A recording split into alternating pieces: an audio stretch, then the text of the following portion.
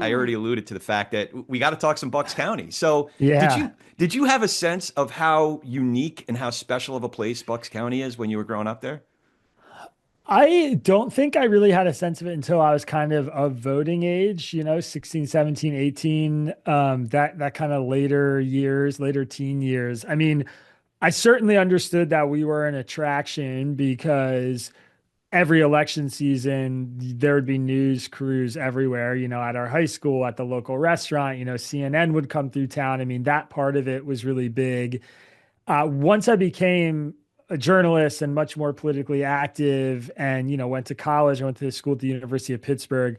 I think I started to understand how unique it was of a place to grow up in terms of, the class diversity, the political diversity, just the wide range of kind of, working people we had there, the working class, the sort of blue collar and white collar intersecting.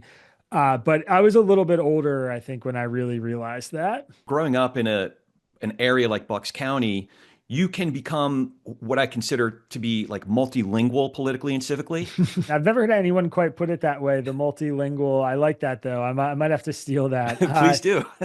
Yeah, I know. I would say it's a very real thing when you live in a place like this that if you have friends that actually kind of span the class and political spectrum, that you sort of do become fluent in their way of life and their lens that they see things through. And I think, I have friends who grew up in sort of wealthier parts of Bucks with white collar parents who, were commuting to New York to go work on Wall Street every day from the Trenton train station in Jersey.